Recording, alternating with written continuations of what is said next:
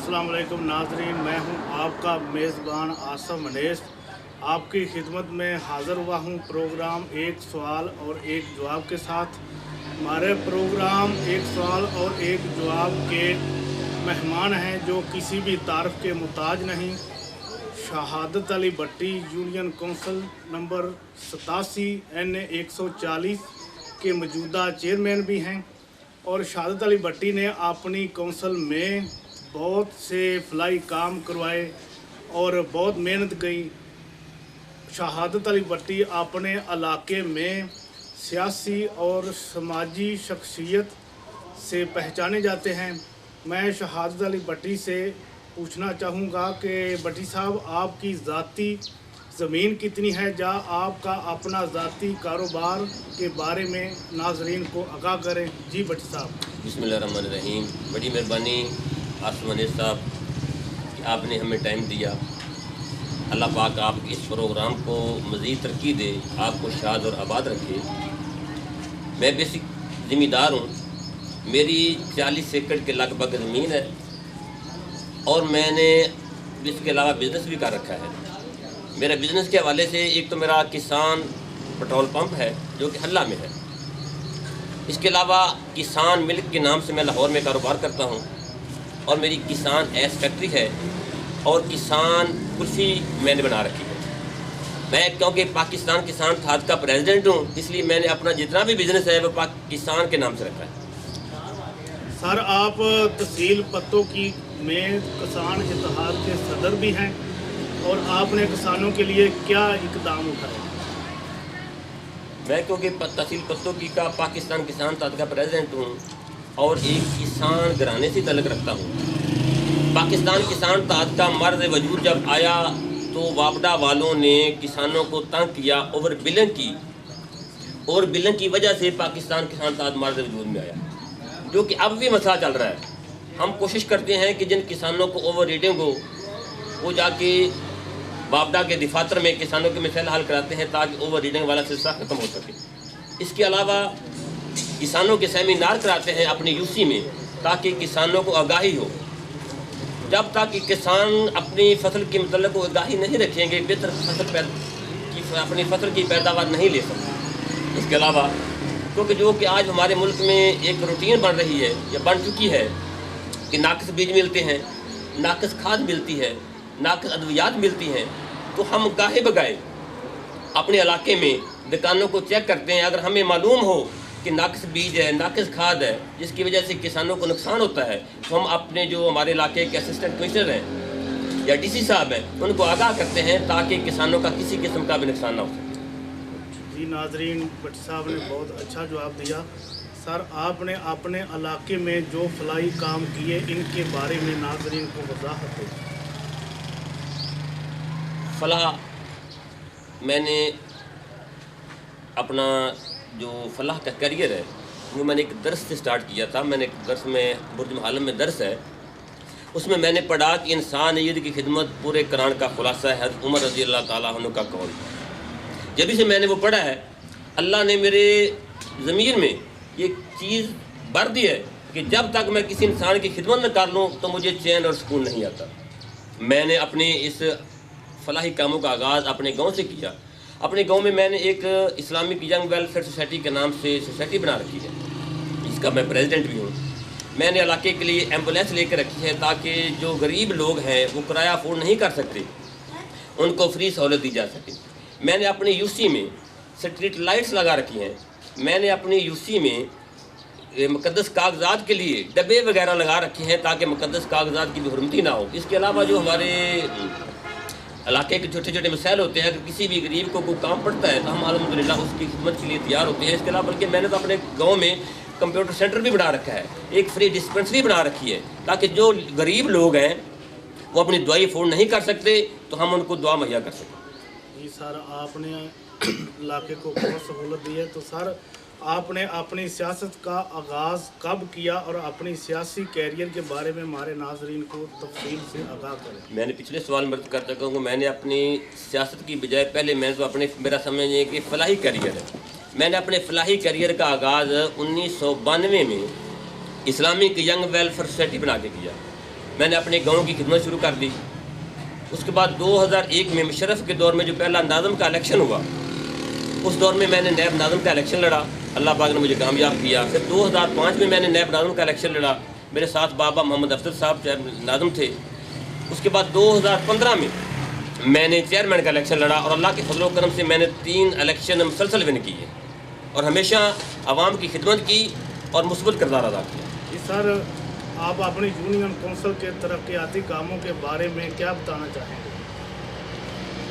جو union council کے بارے میں، ایک تو ہمیں مکانہ فنڈ 2.25 سال کے لگ بھگ ہم چیئرمین رہے ہیں۔ اس کے بعد پی ٹی اے کی گورنمنٹ آئی، اس نے چیئرمین معزول کر دی، تو ہمیں ماہانہ 3 لاکھ روپے آتے تھے اپنے یو سی میں، جس میں دفتر کے اخراجات، اپنے ملازمین کی تنخواہیں اور دوسرے جو دفتری اخراجات ہوتے وہ ہوتے تھے۔ اسی 3 لاکھ میں میں نے الحمدللہ اپنی یو سی میں 180 پلیاں بنائیں، 10,000 فٹ ری سولنگ کیا، تقریباً 10,000 فٹ نالی بنائی۔ یہ تو تھے ترقیاتی کام۔ اس کے علاوہ میری یونین کونسل میں ہر سال میں 2 پروگرام کرتا رہا۔ ایک تو ہوتا تھا غیر نصابی سرگرمیاں، کھیل کرواتے تھے، تو کھیل کرانے کے بعد جو بچے فرسٹ سیکنڈ تھرڈ آتے تھے ان کو انعامات دیے جاتے۔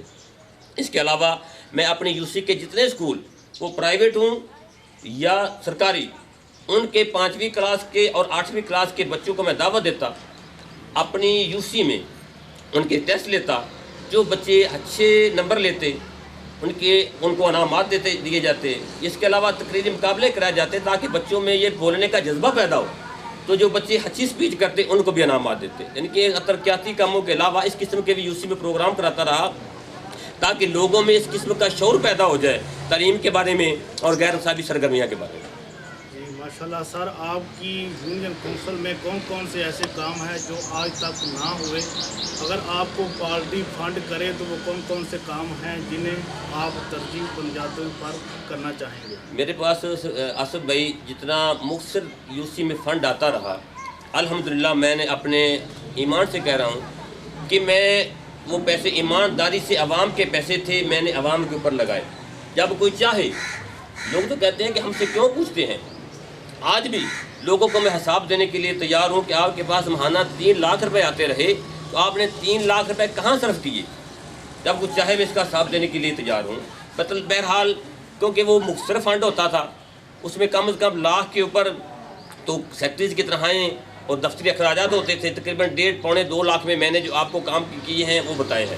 اس کے علاوہ بھی ہمارے جو سردار صاحبان ہیں انہوں نے ہمارے علاقے میں سڑکیں بنوائیں، سولنگ لگوائے، پی سی کے کام کروائے۔ وہ تو کام ہے M N A M P A کے، لیکن میرے مخصوص فنڈ میں جو میں کام کرا سکا وہ میں نے عوام کو آگاہ کر دیا۔ آپ کی ساتھ جی چیئرمین صاحب، میرا آپ سے آخری سوال ہے کہ سر آپ کی یونین کونسل میں کون کون سے ایسے کام ہیں جو آج تک نہ ہوئے، اور اگر آپ کو پارٹی فنڈ کرے تو وہ کون کون سے کام ہیں جنہیں آپ ترجیح بنیادوں پر کرنا چاہیں گے؟ آصف بھائی، میں نے آپ کے پروگرام کی وساطت سے عوام کو آگاہ کیا کہ جو میرے یونین کونسل میں مخصوص فنڈ آتے تھے اس فنڈ میں نے کیا کیا، جو میں الحمدللہ کر سکتا تھا وہ میں نے کیا۔ اب بھی جب عوام چاہے مجھ سے حساب دے لگتی ہے، حساب دے سکتی ہے، کیونکہ عوام کا پیسہ ہمارے پاس امانت ہے، اس کا حساب دینے کے ہم عوام کو پابند ہیں کہ آپ کے پاس 3 لاکھ آتے رہے، آپ نے کہاں یوز کیے، کیا اس کا مس یوز تو نہیں کیا؟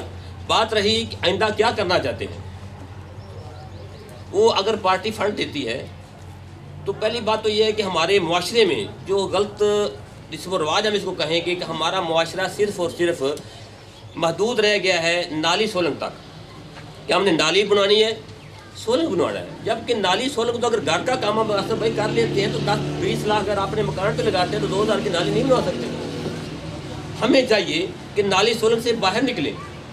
جس بھی قوم نے ترقی کی ہے اس نے ہمیشہ صحت اور تعلیم کے میدان میں کام کیا ہے تو ترقی کی ہے۔ میں چاہتا ہوں میرا پارٹی مجھے فنڈ دے، جب ایسا موقع مجھے ملے تو میرا جو RSC حلہ ہے اس کو اپ گریڈ کراؤں، اور جو ہمارا حلہ ہے اس میں کم از کم بوائز اینڈ گرلز کے کالجز ہونے چاہیے، کیونکہ بہت زیادہ علاقہ ہمارے ریلیٹڈ حلے سے جس کی طرف ہمارا کوئی بھی MNA خواہ وہ نون لیگ کا ہے یا PTI کا ہے وہ توجہ نہیں دے رہا کہ علاقے کے سے کتنے گاؤں منسلک ہیں اور ان کی تعلیم کے لیے کتنے کالجز ضروری ہیں.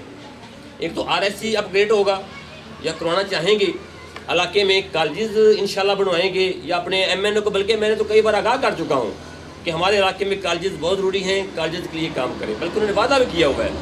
اللہ کرے کہ ہمارے علاقے میں کالجز بن جائیں. اس کے بعد علاقے میں کیونکہ صحت بہت ضروری ہے تو صحت کے لیے تفریحی پارک کا ہونا ضروری ہے. اگر اللہ پاک موقع دے یا کوئی میرے پاس ایسے فنڈ آ جائیں یا ہماری پارٹی فنڈ دے دے تو انشاءاللہ میں علاقے کے لیے اپنے UC کے لیے ایک تفریحی پارک بنانا چاہتا ہوں تاکہ لوگ اس میں آ کے سیر کریں اور اپنی صحت کو بحال کر سکیں. اس کے بعد تعلیم کے ساتھ ساتھ غیر نصابی سرگرمیاں بہت ضروری ہیں. غیر نصابی سرگرمیوں کے لیے میدان کا ہونا ضروری ہے. میری UC میں کوئی ایسا گاؤں نہیں ہے کہ جس میں کھیل کا میدان ہو. میں اپنے MNA سے اور MPA سے کئی بار یہ گزارش کر چکا ہوں کہ ہمارے علاقے میں کھیل کے لیے ایک ایسا میدان فراہم کریں تاکہ بچے ادھر آ کے اپنی غیر نصابی سرگرمیاں پر کام کریں اور کھیلیں. دیکھیں یہ مشرف صاحب ہمارے علاقے کے آدمی, انہوں نے پریکٹس کی ہے, کھیلنے تو آپ پاکستان کا نام روشن کر رہے ہیں بلکہ ہمارے علاقے کا نام روشن کر رہے ہیں. اگر ایسے ہم میدان ہمارے علاقے میں بھی ہوں, میری UC میں بھی ہوں, تو کیا ہماری UC میں ٹیلنٹ کم ہے؟